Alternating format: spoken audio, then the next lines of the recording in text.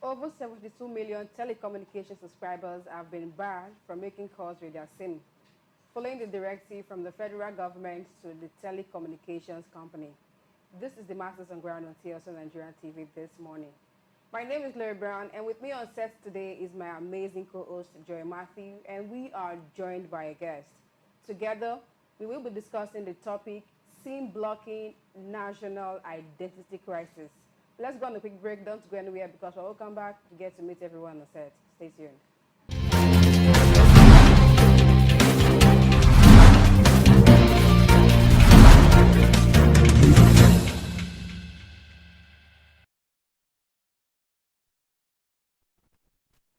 Welcome back. It's still the Breakfast Show on TSLNIGERIA TV. My name is Glory, and with me on set today is my amazing co-host, Joy Matthew. Hello. Good morning. Good morning. And we are joined by our guest, Dr. Bishop Akeleme. Welcome, sir. So pleased to have you on the show. Thank you Good for morning. joining us. Morning, viewers. Good Yeah. morning. Now, the National Identity Management Commission have been clamoring for some time now over the NIN SIM leakage. And of course, some citizens felt like the government were not serious about it, and they've been Typical Nigerians. typical Nigerians for you, and they've been taking a slow process towards the NIN registration until their line got blocked. So I don't know if you have anyone that was affected by this. Do you think it's constitutionally right for the federal government to just stop calls on the citizens' phone? Do you think it's an infringement on their rights, on the citizens' rights? Do you think so? Thank you very much. Like I've always said, despite the fact that we know that the policy is a very laudable one, there are still some limitations, some disadvantages that Nigeria are not comfortable with. And if you look at it very well, constitutionally it is very wrong for the federal government to instruct the communication companies to block Nigeria SIMs.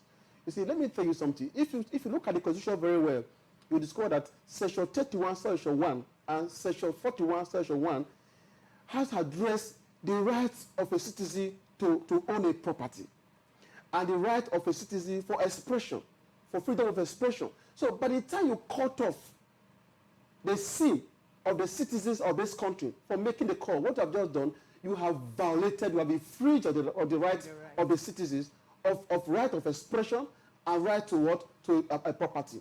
Now, the question is very clear. We are not arguing it that the federal government, it is not in the right place for them to leak our SIM to the NIN. But if you look at it critically, discover that Nigeria have been subjected to hardship in the registration of NIN in Nigeria. No, you see, if you look at the policy, when the policy came, we say because of its security, it is a very laudable one. But when we look at the hardship, the processes associated with the whole thing, you cannot say that the policy is always a failure. In 2016, I registered for my NIN in this Benin City. Okay. As I speak to you right now, I still only have the slip. The card is not ready. Okay. And the day I went there, I was asked to buy fare. Wow. Oh. So I like that you're already being really expressive about all of it. this, because I was going to come down to this question. Now, this is 2016. I cannot remember how long I have registered. I got the slip. I know some persons managed to get the card because when they said NIN, National Identification Number, it's supposed to come with a card, but unfortunately we are left with the slip. What do you think is the major reason for the slip itself? Like, what do we really need a number for? You see, in as far as I'm concerned, to me, it's a duplication of effort. But if you look at it critically, your BVN is there, which have your data already. You know, it's have a source of your database. If you look at your driver license, contain your database. Then look at your PVC, which Nigeria is supposed to promote to ensure that every Nigerian that have attained the age of 18 have it. They are not even talking about that. Now you talked about PVC. You know, next year we're looking forward to the coming election, and this is the campaign year. Yeah. So why do you think they're clamoring more on NIN instead of the PVC? Well, what I see there is that, you see, when we are given a responsibility, you want to prove to your boss that you are doing very well. And I think that is what the Minister of Communication and Digital Economy is trying to express. But in as far as I'm concerned, it ought to have looked at the situation around Nigerians to see whether they have to press further. Let me tell you something. Barrister Mode Ubani, last year, 2021, he took this case to court. And in March 23rd, the court the court judgment came out to say, oh, you cannot block Nigeria SIM. Because when you are doing that, you are infringing on their rights. That if you must do that, you wanted to leak their SIM to the NIM, give them 1 year to do so. But look at the COVID-19 protocol. Now, if you go to these the registration centers, you see the queue. So people will go there, spend 1 week. They will not.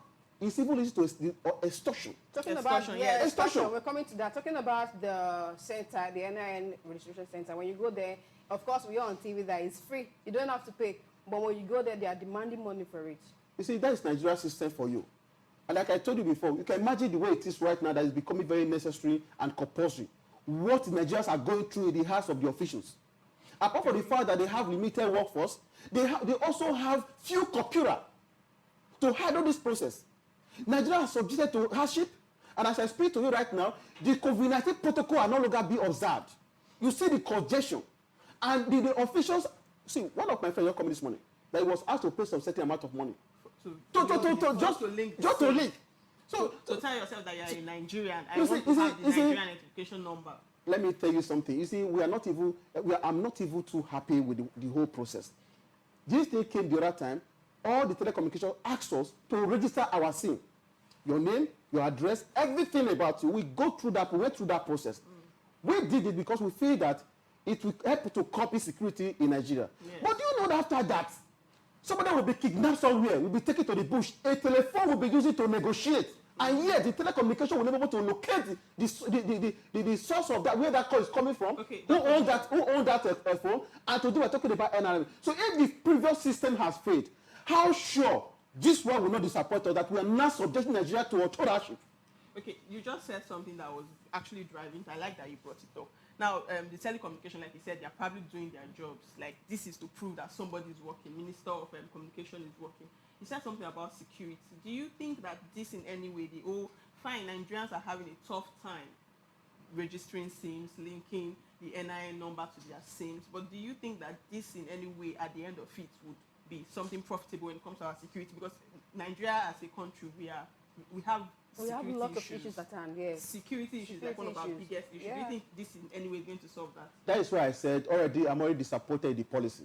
If what the communication companies have done in the past have been able to help us to cover security after registration, that a phone call will be made using your SIM to call to negotiate for ransom, and yet the police cannot trace where that call is coming from. They cannot trace who owns that. You don't think it's going to be better with this NIN linking? We assume that it will be better. Because the NIN linking has to do all your details, your facial pictures, your fingerprints, and all that. Do you think it's going to help in a way to... But don't you think you know that even when you were registering for your SIM, that you were captured too?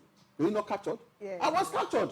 So I am not saying they should not do their job. What I am saying is that they should give Nigeria ample opportunity, time to do this. It's not, you see, Nigerians are going through stress right now. About 72 million Nigerians have been disconnected. You know what that means? Livelihood is gone. There are people who live by their phones. So you are doing that already. In fact, if anybody should go to court right now, we have victory. Okay, do you think they're using this platform for revenue allocation? Do you think they're using this platform to make more money? Well, on the part of the government, I can say the government is sincere to have come up with this policy. Okay. Yeah. Yes, because of this security. You know, they are trying to see how they can look for alternative avenues to ensure that insecurity in Nigeria is curbed. But you see that those people that be given the responsibility to perform, they now use this as an opportunity to siphon money from the public. They now use this as an opportunity to meet the public. They now use an opportunity to defraud the public by asking them for something before they can render their services, which ordinarily is supposed to be free. Okay. So I was thinking this whole scenario, Nigerian national identification number, SIM registration. There are some persons that before now they were very comfortable not having NIN. Yeah. Do you think that the government because like you said, the government has failed us in previous occasions, several counts. Do you think that it is necessary? Does it make sense that this is now compulsory that you must have an NIN? Like I said, it's a must. In Nigeria, we have this lackadaisical attitude, nonchalant attitude to everything. Even towards the PVC right now, people don't want to register, even when they know the usefulness of the PVC. They have reasons why they don't want to. Yeah, they have reasons. The reasons are not too, they are not too genuine enough.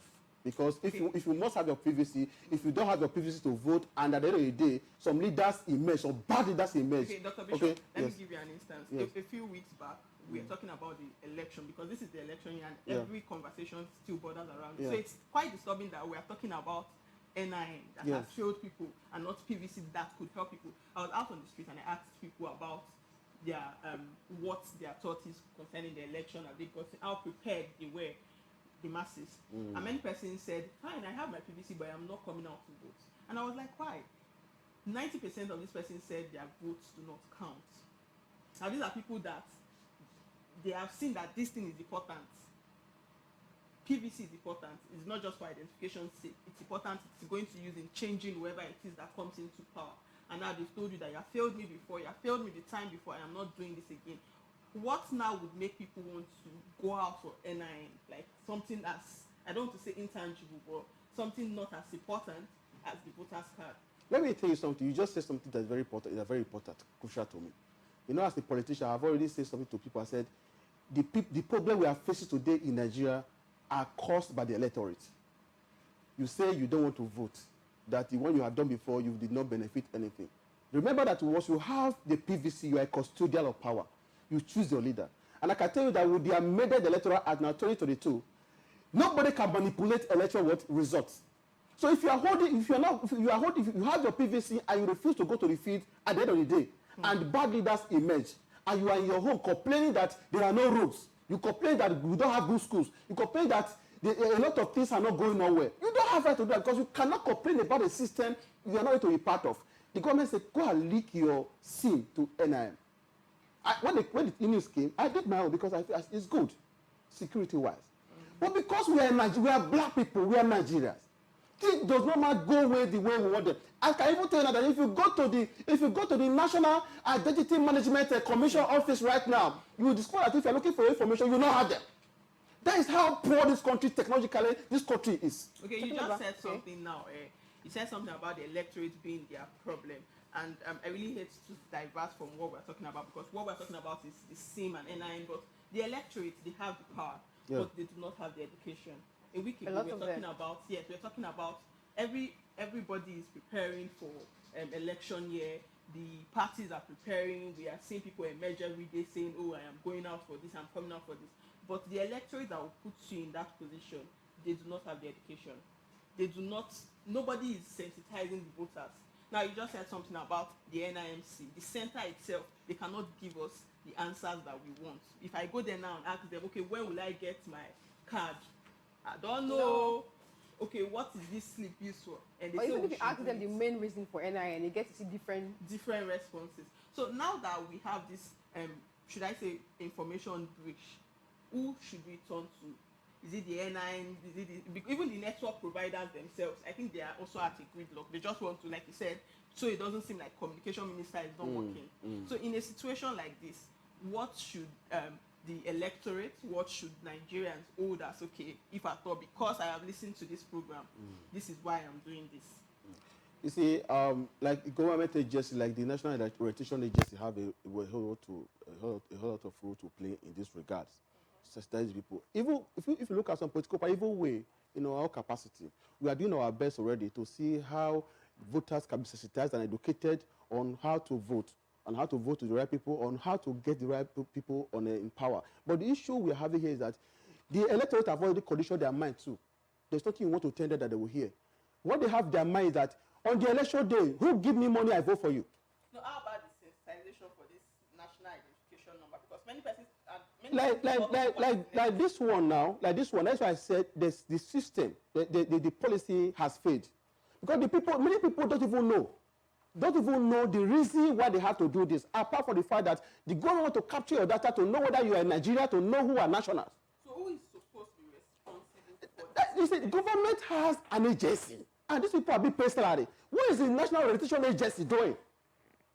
So let's talk about the economic implications of this act. Definitely, you see the telecommunication companies, they blocked some people lines for them not to make outgoing calls, but You can receive calls. You can still recharge your phones and then you use the internet. What are the? Do you think there is any economic implications of this SIM variant of it? Poverty, frustration, agony, depression. People have their phones who cannot do business right now. You know, some people sit in the comfort of their home and do business via their phone, and now they cannot communicate. So I will be waiting for my client to call me, a client that's supposed to prospect and speak to and convince. I will not be waiting for him to call me. It is, you see, it's unbelievable. You see, a time has come in this country where we have to call a spade, not a shovel. The government has failed us. They have failed us. Even when the Mr. President has a good intention, the people he delegate power to have failed us. They're not doing the right thing. See, Nigeria, the people who are giving responsibility in this country, they will not do it until they use it to frustrate Nigerians. Not until they queue, they suffer, some faith, some pay money to get what they want. So they are not satisfied. So you think all of this is a deliberate... Why can't we do this on our phones? At the comfort of your home, just register. Okay, just register. We have online registration, but... So how effective it is? The portal. Okay, so now I'm thinking, now that you just said that, yes, this is a deliberate attempt, and then looking at the timing, this is election year. I am not saying, but I'm asking, do you think that by chance, this happening in 2022, when people should be more concerned about who would I be voting in, what do I need to know about voting, do you think that by chance, this is a deliberate attempt to probably start sabotaging the election already? Nigerian leaders are very intelligent. So actually, we cannot really... Yeah? Yes, they're very... every politician is very intelligent. And there is always a reason why they do whatever they do. But for me, I cannot really deduce the reason why they are doing what they are doing. If it is total distraction, to me, that means they're not patriotic. If it is this has to do with distraction, they are not patriotic. If it is for the right thing to ensure that we cover security, good, we are in for it. But Nigerians are suffering. They say we should be wearing face masks. We should be washing our hands. And today, they are now subjecting Nigeria to be breaching or breaking the protocol. COVID-19 protocols. You see them congested in one place because they want to register. What are you now saying? You know, why would you just say one thing and you are doing a different thing? There's no Congress there. You said something. If really that they are doing all of this for distraction's sake, then it's not patriotic. But what about the timing? This is 2022. Now, this, like you said, you registered for your NIN 4, 5, 6 years ago. You said 2016, right? 6 years ago. I don't even have the card. And you still do not have the card. I don't have the card. I'm just wondering, like, do you think that this year, like, why this year? Why particularly this year? Because the election is around the corner. Why not last year? Is it a distraction strategy? Or... Do you know why I'm not even happy? Assuming I have my card now, as I'm entering this place, there's a database system that you now ask me, please, who are you? I say, I'm Dr. Akalame. Where are you from? Are you Nigeria? Please, can I see your ID? Just take it from me. It's sent to the system. All my data will come out. If I'm a Genebo, Sakoyis, Edo, you will know where I'm from. You give it back to me, so welcome. You don't need to ask me where you're from. And I can tell you that even this registration, you will still go there, you will not see your data. I am telling you now. So you're saying even the registration itself is not effective, like with the slip. It's not, because I think the slip has a number. The slip they give to you is confirmation that you have undergone the process. Okay. You understand? You have undergone the process. We even thank God for some of the telecommunications that give us some code that you can use to access the number. Okay? But that is not enough. That is not enough. So if you see the system very effective, people will have this self-motivation to go through the process. Now, but let me say there's hunger. People don't even remember NIM or SIM registration. The hunger has overtaken events that if we are telling Nigeria to go and queue, when you're supposed to go and hustle to feed the family, to pay school fees and feed the family, we are distracting them because the economy is too hard. It's too hard. Now, the NIN number will definitely be used for when you're trying to get your driver license, when you're trying to travel out, open an account, and do most of this. So weird. Your PVC can do all this for you. Your permanent voter. That's why I say it's a duplication of efforts. Yes, it is a duplication of effort. Your PVC. If you go to the banks now, and they will tell you, they will just give you options. They'll ask you, do you have your PVC? You can use it. You have your driver license. You can do that. International passport. You can do all this. Okay, yes, just before we draw the curtains close, because this is quite a very, very bulky conversation. I'm sure if we ask other Nigerians, they would have other takes on this. Now, Dr. Bishop, you have seen how the street is currently. Everybody's on a rampage. People that are still trying to make ends meet, they have to now go to centers to do NIN, do SIM registration, And and the all time of it this. takes. As a citizen, as part of the electorate, and also as part of the governing body, so to say, what would be your final say for both those on top and those that are undergoing this process? What I have to say to the federal government is to ensure that they bar all citizens, about the 72 million Nigerians that have been blocked, bar them, let them go back to their normal business. Then they give their time to register. Even Serap is even talking. He has even given ultimatum to the government. As at yesterday, even a middle belt, there's some group that he made yesterday telling government that they should bar our citizens, about 72 million citizens who are doing their business. Let them go back to their normal business. Let them do it at their comfort. Is there an alternative route that they can go about the security issue? No. It can still go on. Okay. They can still do this thing now. You see, we cannot just be rushing it now. We can do it. Let's extend it. Give them time. Give us time. Okay, and to Nigerians that like taking the 9-minute step, what's your I know. I believe that they will not. If you look at what they have experienced so far with these issues, they will not take chances. They will just give their time. Because if you're in Nigeria to go and queue up in a center for 1 week, instead of go and look for something to do and feed the family, you just in the center. You wake up in the morning, you close, you go back again. One of my boys is going there on Monday. You go there on Monday. Yes, now you come say give me money. It's not going to work again. Just to register. So we have to look at all this hardship, all these economic issues have to be addressed. So let the government I want to appeal to the Minister of Communication and Digital Economy. You are doing your job, but Nigeria. Nigeria is too big. It's not something you have to hurry Nigerians. Give them time, to link their SIM to the NIN. Okay, so that they can have time to do their businesses too. Don't bar somebody from doing his business. It's infringement of fundamental human rights. Go to his constitution. Thank you very, very much. There you have it. Yes, Minister of Communication, you have heard it. This collateral damage is way too much for Nigerians to hold. And as Nigerians out there, you should do your bid when it is necessary, when it is due. Do not wait for the diamond. I think if everybody had done this from the onset, we would not be at this very position. But this is very much that we can take on the breakfast show this morning. Yes, it's SIM blocking Nigerian identification crisis. That's been our topic on Matters on Ground. You can engage on our conversation. You can join us by clicking on that like button first off, subscribing, and then dropping your thoughts on the comments section. We are on YouTube, Instagram, Twitter, and of course Facebook. Find us across all socials on TSLNIGERIA TV. Till we come your way next time, it's Joy Matthew saying bye-bye. Stay connected to TSL Nigeria and get updates on the go all day, every day.